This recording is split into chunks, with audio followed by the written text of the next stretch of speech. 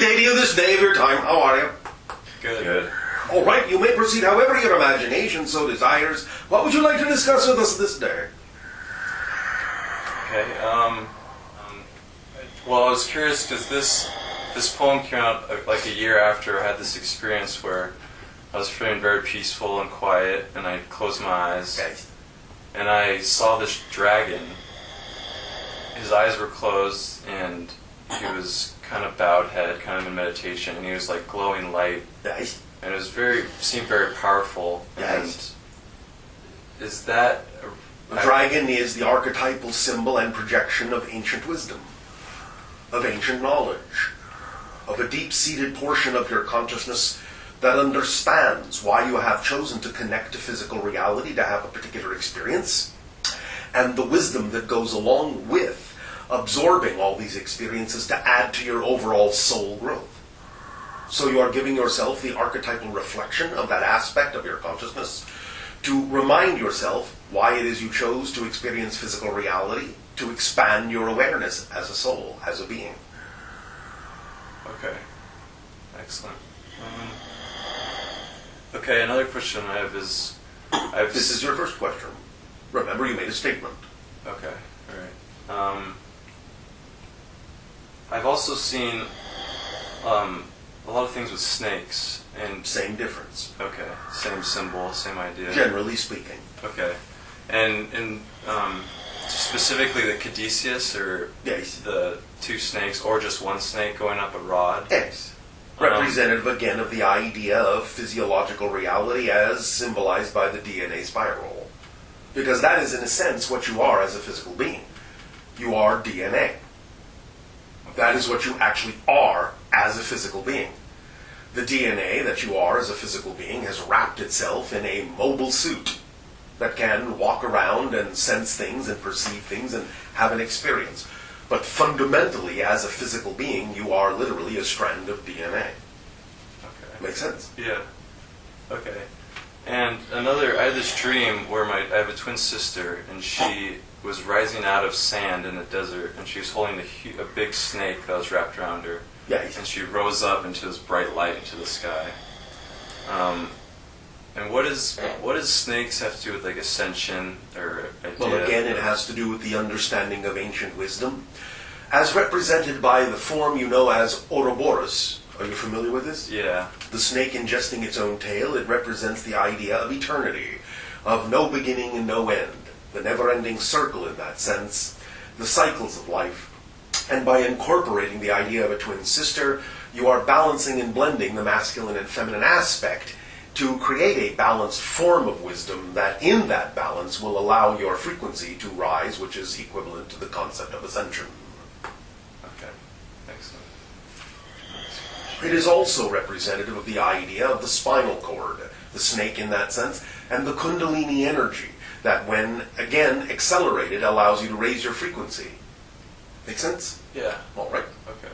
Because it ends at the base of your skull. The base of your skull being the portion that you have in your infinite wisdom called the reptilian portion of your brain. Right. You understand? Yeah. So in that sense, you could say that is the head of the snake, connecting to the rest of your brain, and its body and tail forms your spinal column. Okay. Make sense? Yeah. Okay. Does that help you? Yes, it does. All right. And in reference to the third eye, Yes, the pineal gland. Does that open when that energy, the Kundalini energy, rises? Well, it does, but it also opens every time you drink. Remember that it produces the idea of the substance you call dimethyltryptamine, which is specifically engineered chemically to allow you at certain frequencies to tap into other dimensional awareness. This is why it is produced most often in your dream state, so that you can reconnect to higher spiritual realms. You can do this in your waking state as well, but it is simply that in its natural cycle, the pineal gland produces DMT most often when you are asleep at night. But the idea of accelerating that can be accelerated by raising your frequency and give you more opportunity to produce more DMT chemically, which will allow your body in its waking state to be more receptive and perceptive of higher dimensional frequencies and realms. Makes sense? Yes. Okay. And another time I had this vision, and it had to do with the snake. I saw just a huge snake spiraling upwards to a bright light, and I was floating up the middle of it. Yes. And I heard, I don't know if it was a warning, or I heard, be careful, that's where the head is, because I was looking up at the bright light. Yes. And he said, be careful, that's where the head is. And that's what, it reminded me of that when you said the head of the snake's the base of the spine. Yes. Could you give me insight on the base of the brain in that sense? Okay. And simply, again, allowing you to understand how to cycle your vibration upward in that sense. But you must do so, the warning, so to speak, is that you must do so in an integrated way. If you go into it too quickly, you could, in that sense, suffer the idea of psychic shock by not having fully integrated the things in whatever pace is actually more comfortable for you before you raise yourself to the next level. Make sense? Yes, definitely. Because I had a traumatic, a little after I saw that, Yes. I kind of went into a, well, people around me said I was going crazy. I started seeing things, and it seemed like my thoughts would manifest. Yes. Because remember, everything exists here and now.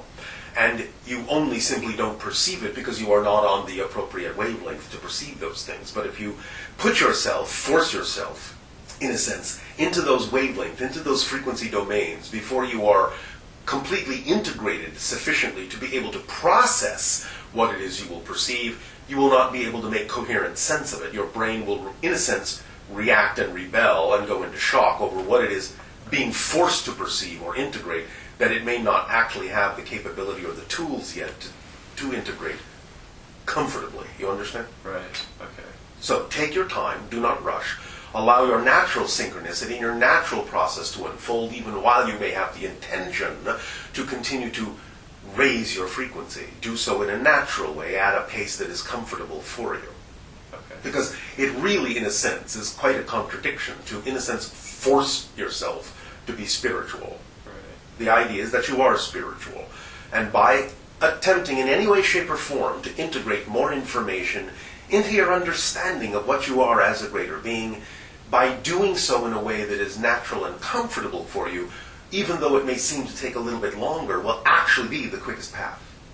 Okay. Because if you force yourself before you're ready to integrate certain levels of information, you will actually, in a sense, have to take a few steps backwards to, shall we say, settle yourself again, and that can actually make the entire process take longer. Right. Make sense? Yes. All right. Thank you. So, no hurry, no rush. Remember, you are an eternal, infinite spirit. No need to hurry. Right. Just allow yourself to accept the natural pace of your life as things are revealed to you, the natural pace of acceleration that feels comfortable to you, and that will actually be the path of least resistance, and thus, by definition, the quickest path. Thank you. Does that help you? Yes. All right. Thank you. Anything else? Yes. It seems other times in my life when I've gotten really emotional Yes. and I've cried and I was like a little kid, like Yes. 3-year-old. That's the most profound moments almost, because I Yes. feel. And at one time that happened, and I didn't do anything. I was like surrendering, and I felt like a Yes. little kid. Well, remember that the idea is that any time you have a certain belief system within you, and in particular the idea of the negative ones, if you are finally at a place where you can let those things go, your body will always have created a chemical constituent, a chemical representation of that negative belief. So when you finally release it, it actually will, in a sense, force you to feel emotional so that you can cry, so that in your tears, the chemical constituents of that negative belief can actually be washed out of your body. Wow. Make sense? Yeah. All right. Okay. And That's why you call them tears of joy, tears of release. right. Okay. And also along with that, when I was emotional, I had this experience of my third eye opening, Yes. and it really felt just like it was blinking. And Yes. very intense. And Yes. I guess my question is, how is the way to keep that open or in touch with that the most is simply by following our joy? Well, remember the entire formula, please. Many people on your planet love to remember, act on your passion, follow your joy, act on your bliss, and they completely and conveniently, shall we say, trash the rest of the formula. Okay. Remember the whole formula. Act on your highest passion. to the best of your ability, taking it as far as you possibly can until you can take it no further, and with absolutely no assumption, insistence, or expectation as to what the outcome ought to be. That's the whole formula. Make sense? Yeah. Yeah. Then it will work for you. Okay. I've done a lot of reading, and I've heard a lot of just the idea of being reborn, or you won't, like the Jesus idea, or his saying that you won't see the kingdom unless you're reborn. Well, it simply means that unless you align your frequency to become more representative of your higher self vibration. Okay. Anytime you change, in a sense, at all, you are being reborn. Okay. So it's really not that difficult of a thing to do. You're doing it all the time. It's just becoming more conscious of it, more aware of what you're doing, more intentional with the type of shift and change that you are creating and experiencing for yourself, so that it is always more and more and more in alignment with your higher true vibration. Okay. That is what is truly meant by being reborn. Okay, changing, just letting go of who you're not and becoming more Exactly. who you are. Okay. That's all it is. It's that simple. Okay. And the other idea of, I've heard a talk that you've done, that someone asked about Christ, Buddha, Yes. Krishna. Yes. Just curious, when you say Wavoka, who is... or Wavoka was? is a Native American holy man. Okay. Similar in vibration to the others that are mentioned, but perhaps less well known by what you would consider to be mainstream society. And there are many, many other such beings and teachers and wise people and shamans upon your planet that may simply not be known by any other particular culture other than the one in which that being existed. Right, okay. But all such cultures have such teachers in them. Okay. And in that sense, they all, Christ, Buddha, Krishnas, they all simply remembered who they were. Yes. And were And true to reflected themselves. Okay. And in a sense, we're telling everyone else, you can be like this. Right. You are like this, if you simply remember that this is who you are. When such a being as Christ said, I am the way, it simply meant, be this way. Be like me. For that being did not want, in a sense, followers, but equals. Did not really intend to create Christians, but remind you all that you are all Christs. Right. You understand? Yes. Yeah. Yes, thank you. And the other idea I always hear about is just being more childlike. Be Yes. more, or like what Jesus is saying, unless you become like a child. Yes. Well, you already understand what that means, don't you? Yeah, I feel like you do. It's in the same vein as surrender, right? Yes. Just be yourself. Yes, and not overthink everything. And have the understanding of true trust, true knowing of what you know to be true for yourself, Right. rather than getting all caught up in all sorts of self-analysis and what you call doubt about who and what you are. Children do not doubt who they are. Right. They know who they are. They do not pretend to be anything other than who they know they are. Right. They do not have, in that sense, those kinds of agendas. Right. Excellent. Okay. So you talk about the heart. Yes. Would you say this society, their main hiccup, I guess, is more focused on their following their mind, not their heart? Yes. Okay. That is one way to put it. Okay. Or perhaps more precisely, they are not in balance between the mind, heart, body, spirit. Okay. Okay, and so in that sense, the heart should be the king almost of the Balance. balance. Everything has its due. Right. Everything has its place. But the ignoring of the heart is the issue. Okay. Not allowing it to be integrated with the body, with the mind, with the spirit.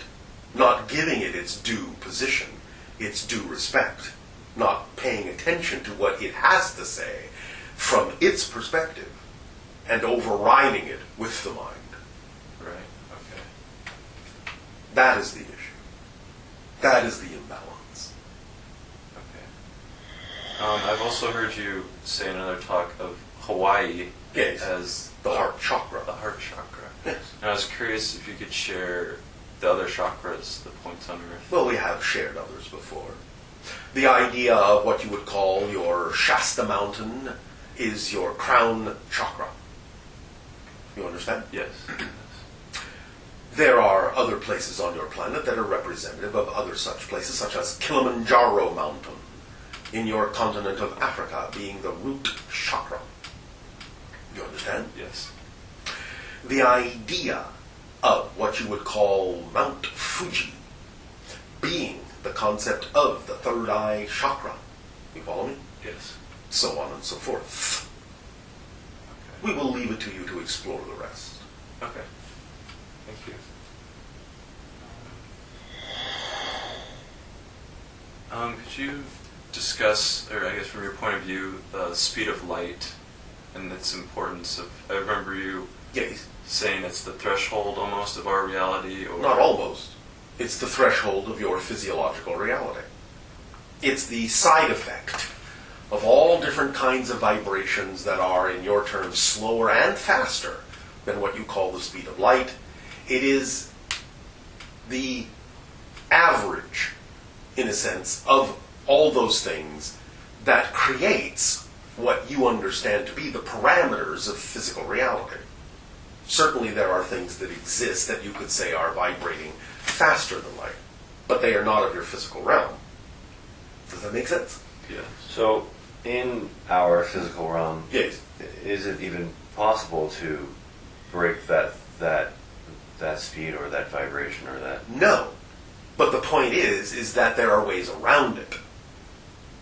If you remain within your typical physical realm, you cannot accelerate to nor exceed the speed of light.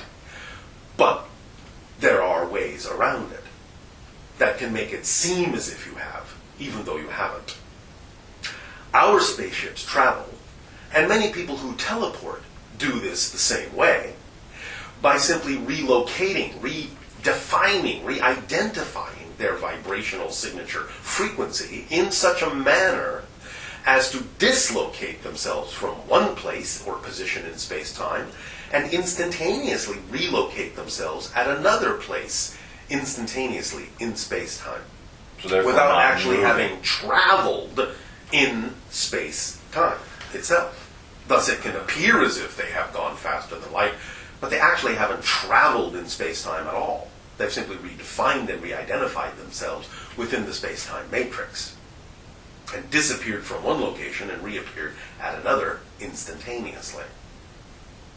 Does that make sense? Yes, that does make sense. You see, from our perspective, the difference between the way we see the space-time matrix and the way that your people typically see it is that you think of an object as existing in a location, but we view location as one of the properties of the object. So if we change the locational property of an object, it has to, by definition, stop existing at location A and start existing immediately at the locational property we have imposed upon it, no matter how far away that may seem. Because, Right. technically speaking, everything exists right here and right now. And the idea of the vastness of the cosmos is just an illusion. Distance doesn't really exist, except as an experience from your space-time linear perspective. But mechanically speaking, it doesn't actually exist. It's not actually an accurate description of the structure of existence. Everything exists holographically in a single point, in a single moment. Therefore, it's simply a matter of reorienting yourself to the idea of what particular vibration represents the location of over there, because you know that the fact is that that location actually exists right here. Does that make sense? Yes, that does make sense. Yes. Thank you. So all you're doing is redefining yourself to a different here and now than the one that you were relating to a moment ago, so to speak. But all moments are the same moment, just from a different point of view.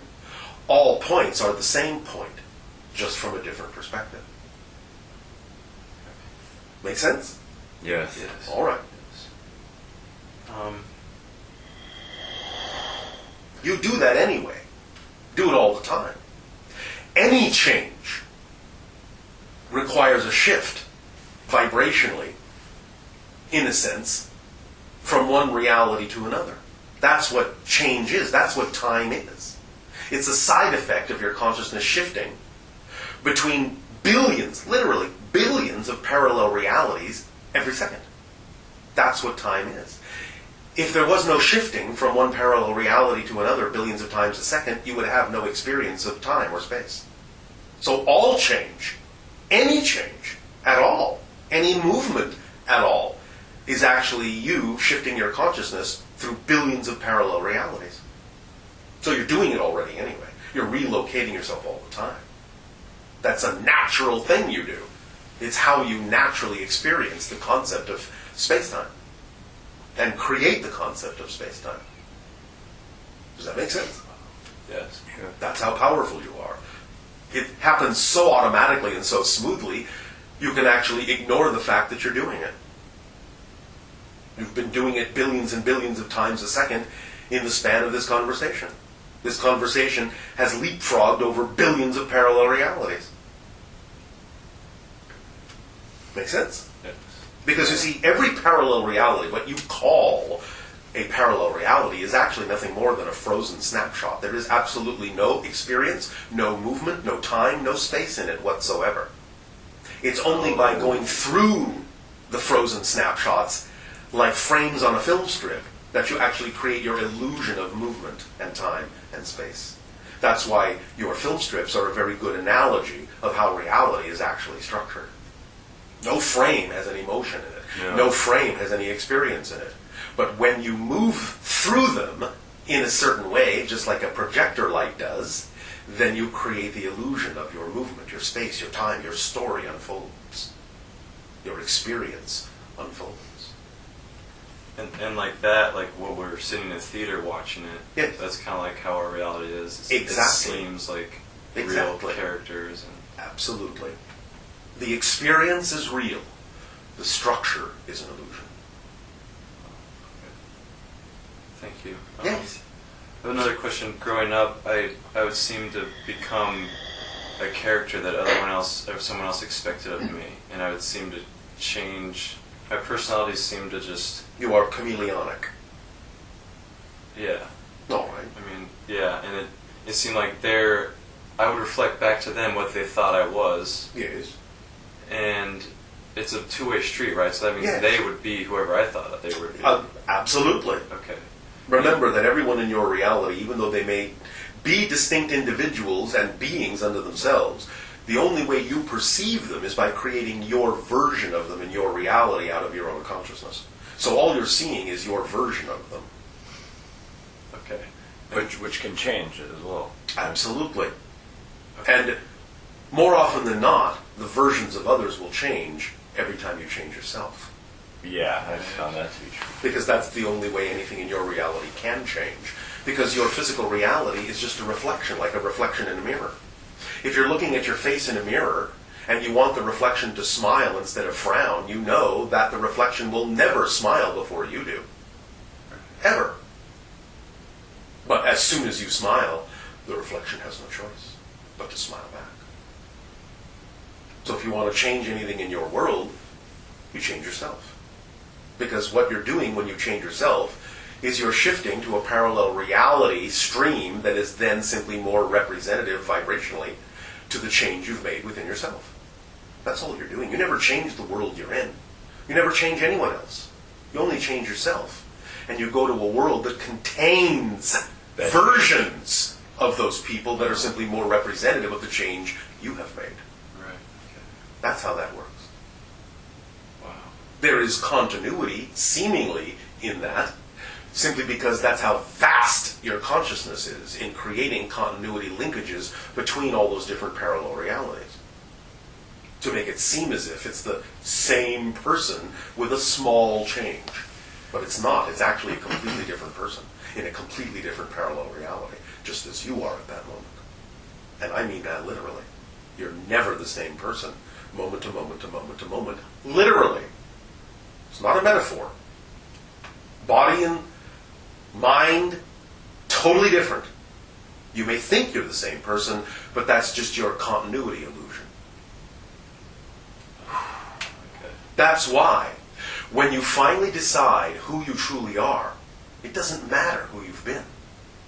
Because at any given moment, whatever you decide you are in this present, whatever this present is, then that changes not only the present, but anything that you would call the past as well.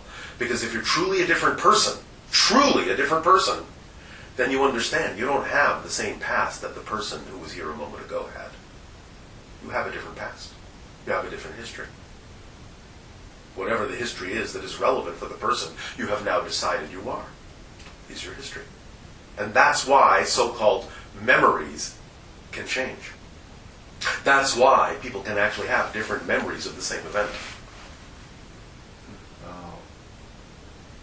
Because you're actually remembering different histories in different parallel realities.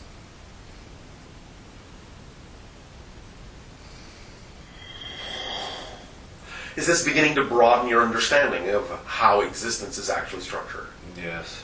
Yes, definitely. And along that same idea, one experience when I looked up at my mom, and she looked like she was 20, much younger Yes. than like how I'm used to her as, and her face was glowing. Yes. And in that sense, if she looked at me, would she see that in me? Was that? It depends. Depends on her state of being and what she allowed herself to be capable of viewing. Okay. You, in that state, allowed yourself to see more of her. Right. And in that sense, you saw the vibrancy, the youth, the power, the energy. You follow? Yes. So Jesus or Buddha or Krishna, let's say, when they were walking around, they would see that in everyone. Yes. Okay. And that vision wouldn't falter. That's why, No, the method? because that is what they chose to be. When you choose to be a particular thing, all you can see is what goes hand in hand with what you've chosen. Nothing else is possible to see in that state. You have to change your state to see something else. They simply never chose to change their state to anything they didn't prefer. Okay. It's as simple as that. Okay. Nothing happens in that sense without you controlling it. You can't slip out of one state into another. You actually have to choose to be in a different state. Now, that choice might be made subconsciously or unconsciously, but it's still a choice. You can't just automatically somehow fall out of a state. Okay. You have to choose to be in a different state. And it is that realization that allowed them to simply constantly choose the state that they preferred, because they simply gave themselves no other choice, no other preference. And was that his method of healing? He would just see someone perfect, and then... And transmit that vibrational state to them, and if they chose to match it, they would then see themselves as healed. Okay. So it was always Remember, their choice. no healer heals another person directly. They only offer the vibratory state that allows the person to see themselves as healed. And if they choose to match that vision, they will see themselves and experience themselves as healed. And that's why he said, it is your belief, it is your faith that has healed you. He didn't say, I healed you. Right. He said, it is your faith that has healed you. Meaning you chose to believe in the idea I have of you, in the vision I have of you, and you chose to hold that vision to be true for yourself. That's what healed you. Because you went from a person who is ill to a different person who is healthy. It's not the same person. You understand? Yes. The person who is healthy has never been ill. Do you understand the profound difference in this statement? Interesting. Yes. Has never been ill. It's not their reality. Right. And that's how clear your definitions of yourself need to be. A change of any kind is a total change of everything, everywhere, every when. Totally. And when you truly understand that, you'll be able to experience the natural order of things that you people call miracles and magic. That's the natural order of things. not the exception. Awesome. Thank you. You're welcome. Anything else? Or do you have what you need to move forward in your lives at this time? A few more questions. All It's right. okay. Of course.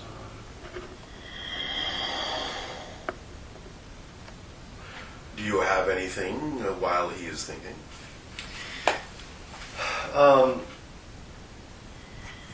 Yeah, but a lot of things sort of get answered once you Yes, start, they do. start That talking. is the marvel of synchronicity. Yeah, Yeah. and they seem...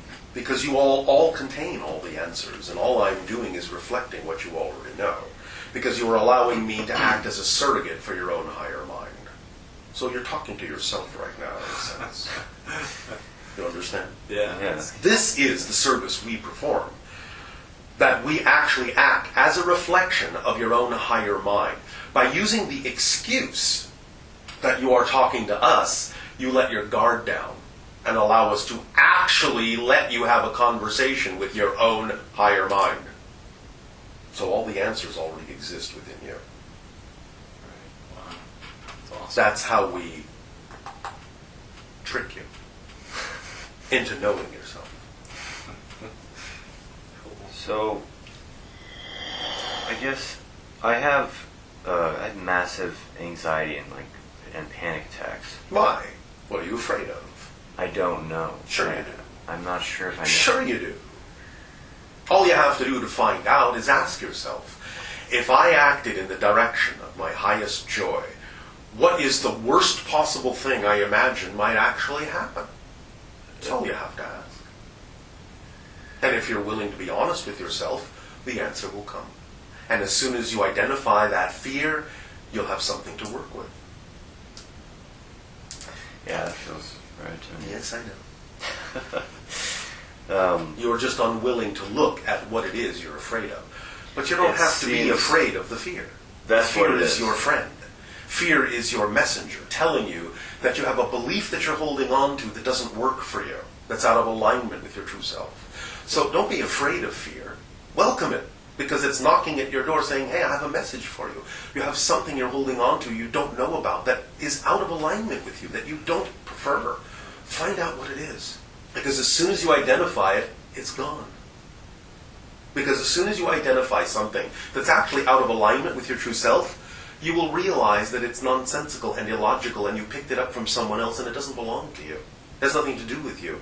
You're carrying around baggage that belongs to other people. And that's what weighs you down. Your own beliefs never weigh you down. The ones that are in alignment with you, the ones that are true for you, never weigh you down. They set you free.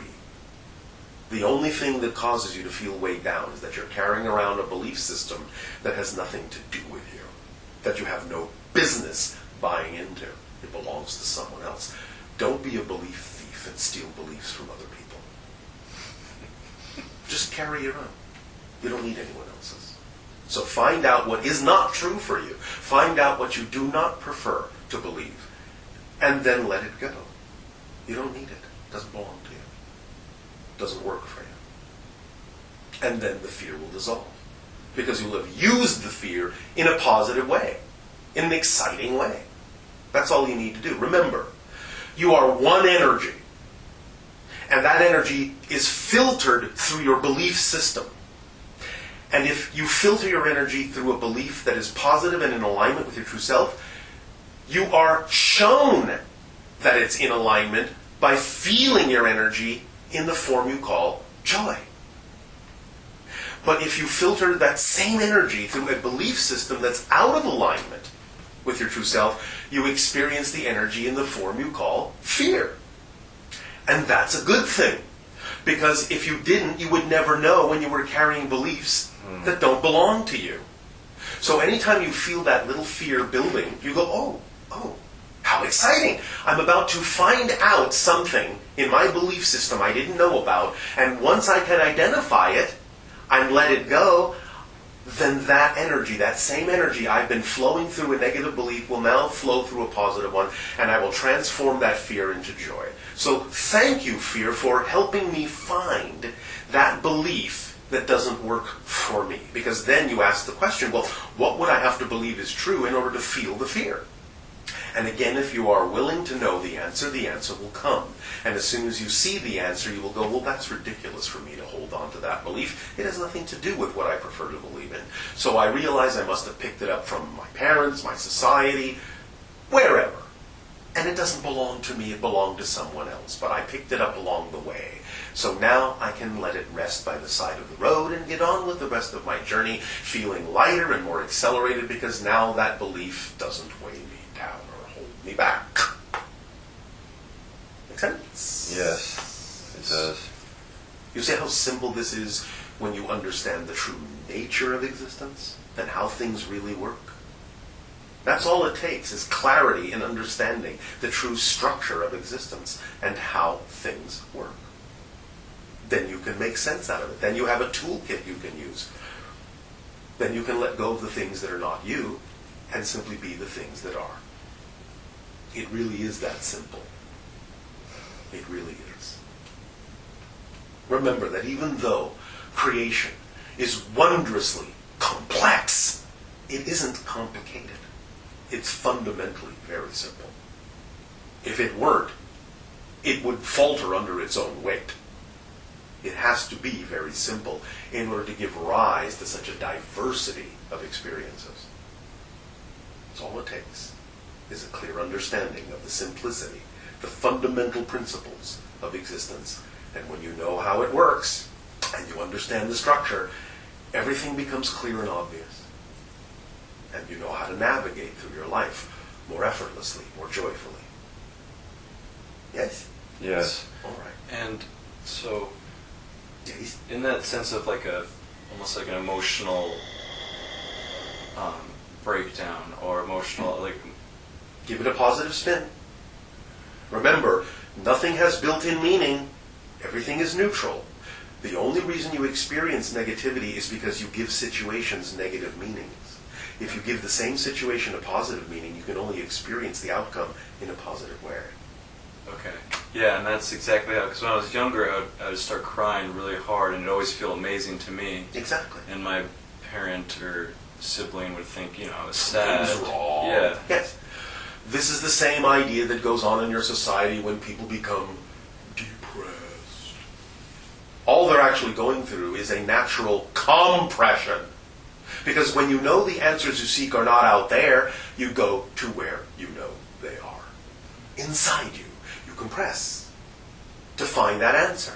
And if you treat that natural process in a positive way, you'll experience it as compression. You'll find your answers, you'll redefine and reinvent yourself, and you'll reemerge a new person.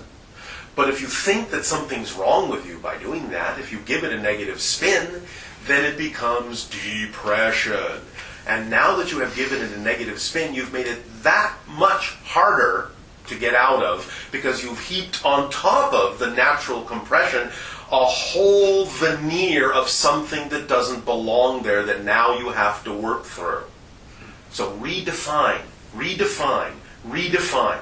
Every situation has the ability to serve double duty, positive or negative. The situation and the circumstance doesn't have to change the way it looks one iota for you to gain either a positive or a negative effect out of that situation. It's not about whether the situation changes that tells you you've changed. It's how you respond to the same situation, even if it doesn't look any different, that tells you you've changed. Make sense? Yes. And then when you respond to every situation in the way you prefer to, then you give the circumstance the best opportunity, the best probability it has of actually reconfiguring itself. But that's not the measure of change. The measure of change is if you're responding differently to the situation, even if it looks the same. That's how you know. That's how you prove that you've changed. Because if the situation doesn't change and you still react to it the same old way because it didn't change, then all you're telling the universe is that you haven't changed. So why should that change? Right. You understand? Yeah. Mm-hmm. When you show that you've changed by responding differently to everything, then everything has no choice but to change to reflect the change that has actually happened in you.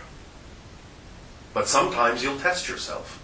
Sometimes you may not see the change right away. And again, that's to give yourself time to see if you've actually really changed, or you're just going to react to it the same old way because it hasn't changed.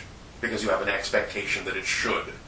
Because you think something is wrong with you if it doesn't change out there. And if you think something's wrong with you because the outside didn't change, then you haven't changed. Right. But if you know you're fine, even if the outside still looks the same, and you know that by putting a positive meaning into it, you're going to get a positive effect in your life no matter what anyone else's intention is in that situation, then you have changed. And you will feel the effect of that change, even if everything still looks the same. Circumstances are not what matters. State of being is what matters. And I mean that quite literally. Circumstances do not generate matter. State of being generates matter. Make sense? Yes. Does that help you? Yeah. Yes, it does. And Yes. about from emotions, how would you define emotions from your Emotion, energy and motion. energy and motion? Yes. Okay. There are three components to your physical mind. Beliefs and definitions, emotions and feelings, and thought patterns. Altogether, these things form your personality and lead to the behaviors and actions that reflect your state of mind, your state of emotion, your state of belief. But everything generates from your belief first. You can't have an emotion of any kind. You can't feel any one way or another about anything unless you believe something to be true about that thing first. That's true. You may think the emotion comes first because you may be unconsciously unaware of the belief, but believe me, emotions cannot be generated until you believe something to be true. Because if you don't have a definition for something, you don't know how to feel about it. You understand? Yeah. Only when you assign a definition does the feeling then follow, and the thought process follow from that. So if you're having thoughts that you don't prefer, if you're having feelings you don't prefer, don't invalidate them. Acknowledge them, accept them, own them, because you can't change what you don't own. Yes? So own them, but use them. Ask the question, what would I have to believe is true about myself in relation to this circumstance to feel the way I do, or to think the way I'm thinking? What would I have to believe is true? Then you'll discover what that belief is that's generating what you're feeling. Simple as that. Wow. Once you change the belief, everything else changes up the line. Belief is the foundation. Definition is the blueprint. If you change the blueprint, you've changed the building materials and you've changed the house. Yes? Right. Okay. So, every time you change the blueprint, the house changes. Okay. Thank you. And I've heard you say you can all stop thinking. In a sense, it's not like you have to abandon the concept of thought. As long as you're physical, you won't. Thinking has its place. But the idea is that you can certainly relax how often you think you have to think. Because very often your thinking just becomes chatter that obscures knowingness. Right. Okay, and I've heard you say the higher mind's the conceiver, the physical mind is the, I forget the rest, but... The higher mind is the conceiver, the physical brain is the receiver, and the physical mind is the perceiver. Okay, and in that, if I guess negative thoughts or segregative thoughts, Yes. is that still not coming? That's coming from the higher mind? No. The idea is that if your belief system is out of balance in a negative way, it will interpret what's coming from the higher mind in a negative way. Wow, okay. That makes sense. Okay. So we could stop thinking so much so that we can have a clear sight of what's coming in from the Or at the very least, stop thinking negatively by stop believing negatively. Make sense? Yeah. Yes. And that also ties in with the be like a child, to stop thinking Yes. so much, because Yes. they're just... You just know what you know. Yeah. And you know that you will know what you need to know when you need to know it. Period. Right. Stop worrying. You can plan a little bit, but don't plan so much. Don't overplan. Don't overthink. Yeah. Think about what you need to think about. Think about it in a fun way. But don't worry about it. Don't stress about it. That's not a healthy kind of thinking. And it's key to the idea that if you're stress thinking stressfully about things, then you have a belief system that's out of whack, out of alignment. Find out what it is. Think about that. At least that'll be constructive. Right. Okay. Thank you. Does this help you? Yeah. Yes, vastly. Oh, all right. Anything else you would like to discuss in the time that remains for this transmission?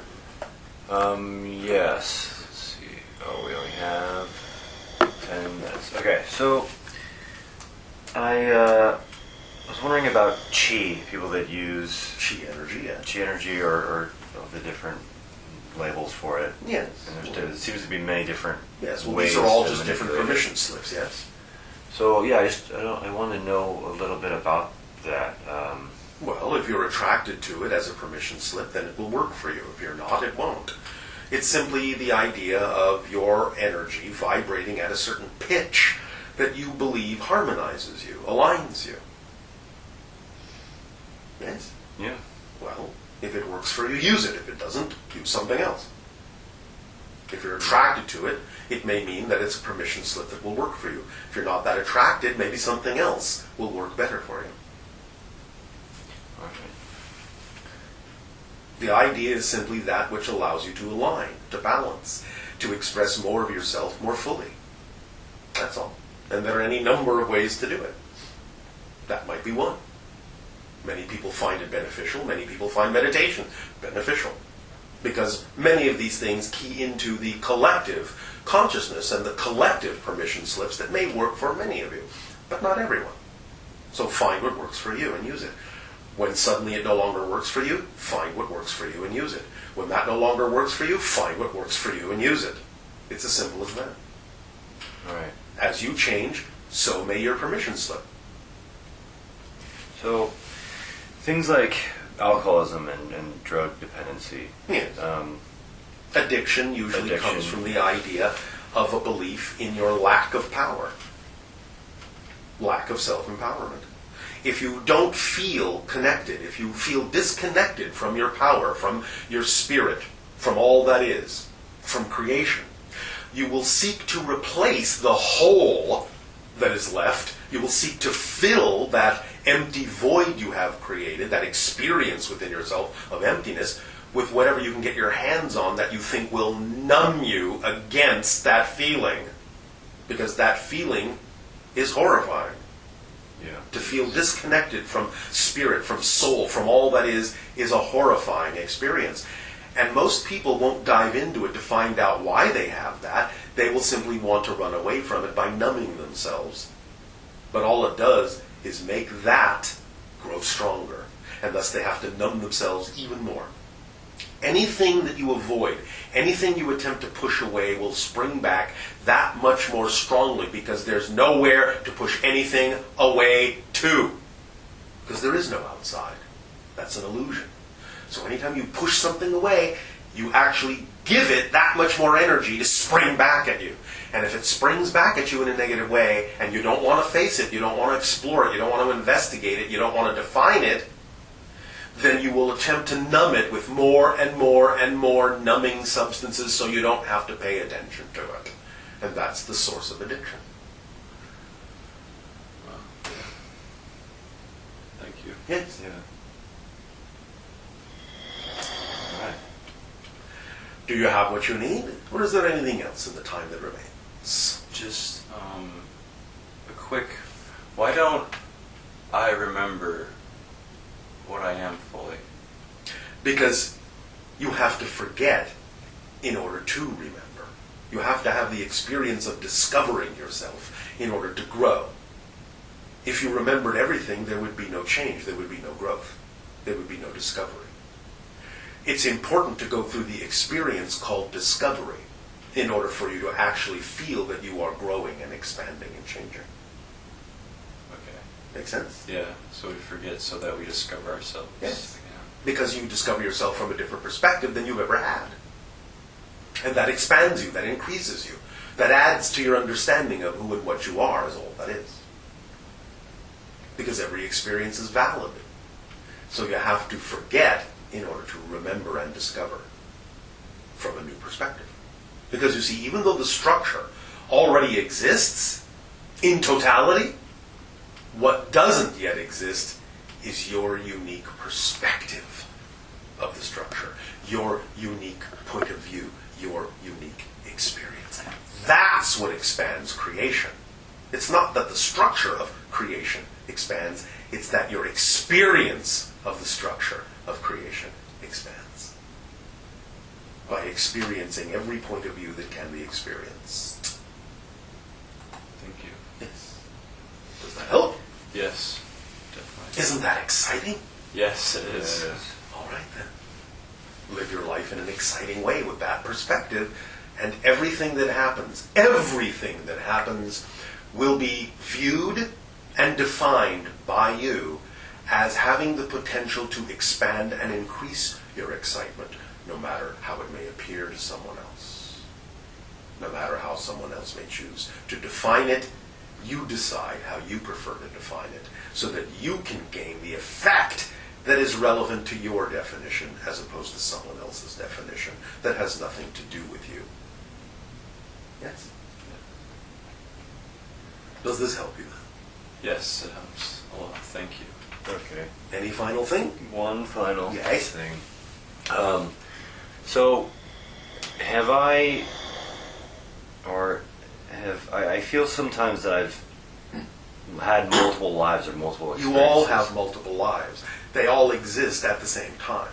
Reincarnation, in a sense, is an illusional experience. The experience is real of going from one life to another, but that's not what's mechanically happening because all lives exist at the same time. So you are cross-connected to a multitude of incarnational experiences all at once, yes.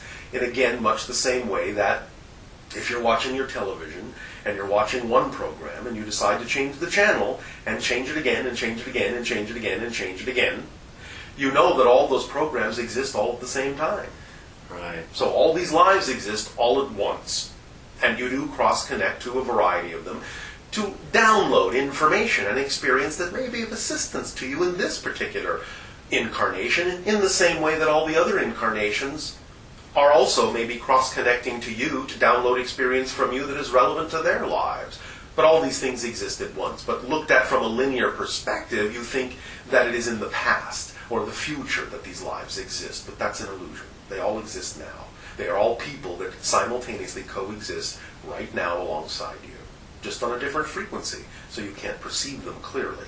You only download whatever information is relevant to your vibration in this life. Which sometimes you get through daydreams or even just dreams. Or just inspirations or thoughts. How do you know that a random thought that comes up and inspires you to do something isn't actually derived from an experience that another version of you is having in a parallel reality life?